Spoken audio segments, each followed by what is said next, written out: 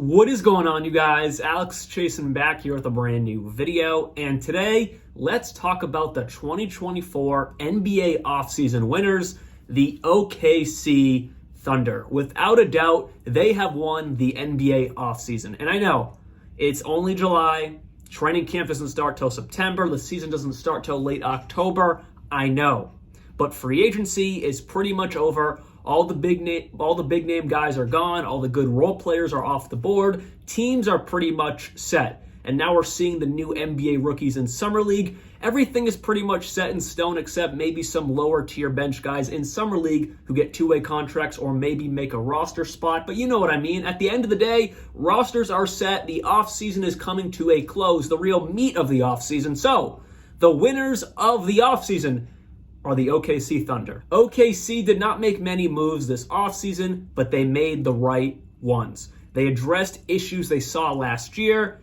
and they fixed those holes. Starting off, Alex Caruso. They traded away Josh Giddey. I think he has all the potential in the world to be something pretty good in this league. I don't know if he'll ever be superstar echelon, but I think he can be a great starting guard in Chicago, and I think he can be one of the top 2 or 3 guys on that team.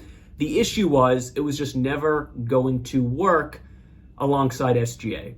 Too similar, and on top of that, of course, SGA is going to have the ball more times than Josh Giddey, and when SGA would drive and kick, Josh Giddey just can't space the floor, and just that mesh was not the right fitting for Josh Giddey or, of course, the star of this team, SGA. So I don't think it was like a major conflict. I don't think it was anything but pure basketball. The fit just wasn't there, and sometimes you have to make the right move because of that. So what did they do?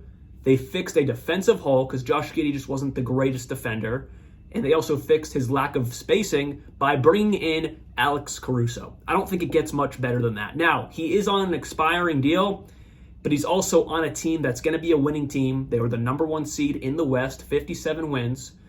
I'm pretty sure he'll be able to, or want to re-sign, I should say, with this team.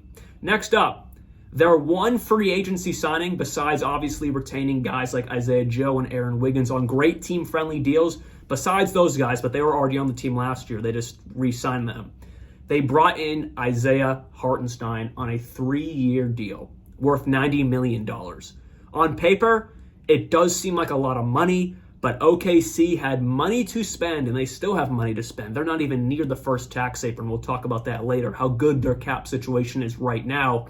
But Isaiah Hartenstein, I don't think people understand how well this works with this OKC unit. Chet Holmgren, fantastic. Future superstar, future all-star, no doubt about it. I think we all can agree.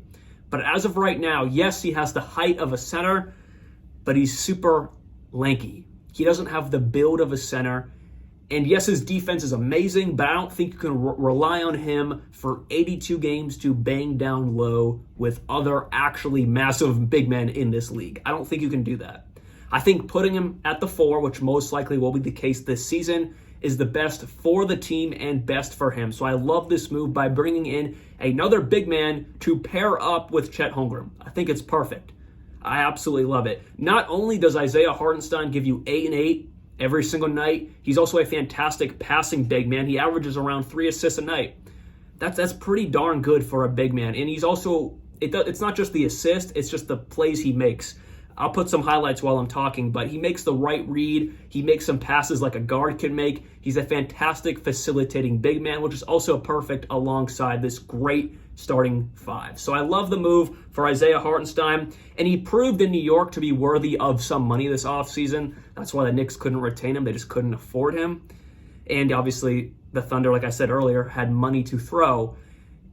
In New York, when Mitchell Robinson was out more times than not, Isaiah Hartenstein got his chance to show his value in that starting unit, and he took that opportunity and ran with it, and it got him this money, and it got him this job in OKC. So shout out to Isaiah Hartenstein. The projected starting 5 coming into this season looks like SGA.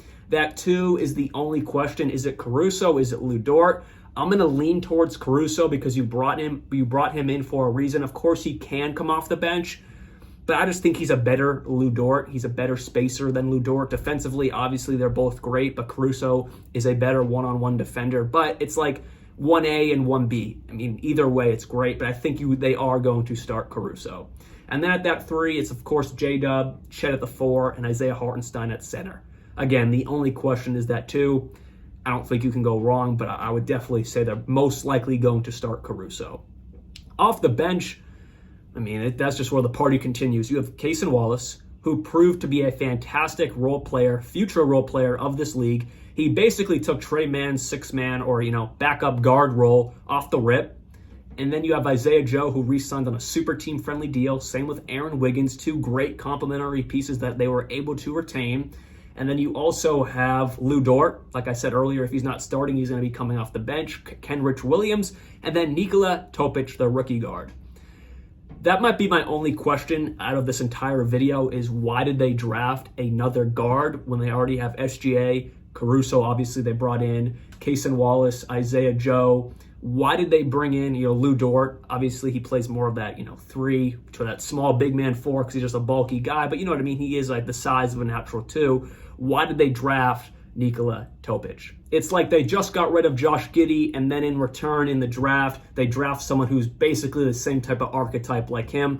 I would say that's my only question of the offseason for the Thunder, but it's not like he's going to be getting too much run, most likely, unless someone goes down. But it is a great backup for those purposes. If someone goes down, I think Topic can fill in and be a serviceable, third guard of this team. So I'm not really complaining. Again, that's just my only question of the Thunder this offseason.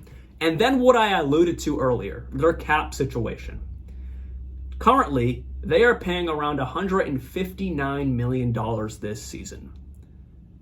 That is like nothing for how good this team is. To put it into perspective, they have the 25th ranked payroll this coming season. 25th. And this is the number 1 seed of last season we are talking about. The Celtics, the other side in the East, they are in the second apron to the max. This is the polar opposite. And why? It's because great stars, superstars on the rise like J-Dub and Chet are still on their rookie contracts. The 2 biggest contracts on this team are SGA, who's making, 30 plus million. And then, of course, Isaiah Hartenstein, who's now making $30 million per season. But other than that, everyone else is on extremely cheap deals. After SGA and Hartenstein, it drops down to $16 million as their 3rd biggest contract, that being in Lou Dort. And then it goes to Isaiah Joe at around 13, Chet Holmgren, Aaron Wiggins, Alex Caruso all around 10, and it only gets lower from there. Their payroll is magical right now. Like if they really wanted to, they could afford a superstar. Let's say hypothetically Paul George was still on the market. They could realistically sign him to this roster. Or if DeMar DeRozan was still on the market, they realistically could sign him to this roster. Now, hypothetically, let's just say they did want to go the route of getting Paul George or someone like DeMar DeRozan, a big-name star. They could have done that, but they probably wouldn't have re-signed Isaiah Joe. They probably wouldn't have got back Aaron Wiggins. They might have moved off Lou Dort or someone of that echelon on their cap because going to that second apron is dangerous, and if they kept everyone on their roster right now, yes, this $159 million is amazing, but someone like Paul George would have put them well into that second tax apron, really far into it, and I don't know if that's realistic, super realistic. They could have done it, but I don't know if they wanted to, so some guys on this team definitely would have been booted off, but my point is, the main stars of this team, SGA, J-Dub, Chet, now Isaiah Hartenstein, Alex Caruso, they could have all stayed on this team. But hypothetically, they could have done that, but they didn't need to. It just messed up the chemistry. There was no need to do that. I'm just giving an example of how well their cap situation is. Now, the downside to this, which they do not have to worry about right now, they have a few years to deal with this, is Chet Holmgren, J-Dub, they'll be up for contract extensions very soon.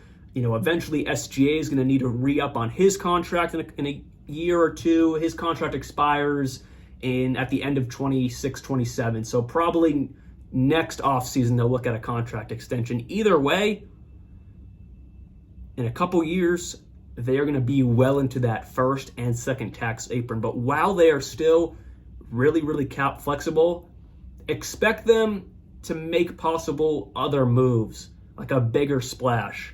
Not now, not this season, But next year, if they don't make it as far as they'd like to this season, maybe next year before things all get really tough cap-wise, they might go out and make a big splash for someone that they can afford. Again, they may not do that. I'm just saying they have the cap flexibility to do that, and might as well win while you can, right? But either way, they don't have to do that. If they just stick with this model, everyone else is going to continue to get better, and they have a fantastic team. I'm just giving an example of how well their cap situation is and how perfect it is that if they really wanted to, they could go out and trade or sign a superstar anytime they want. So with that said, hopefully you guys did enjoy today's video, and let me know down in the comments below, are the Thunder also your offseason winner? Is it another team? Let me know what you're thinking. I'll see you guys very soon, and like always, peace out.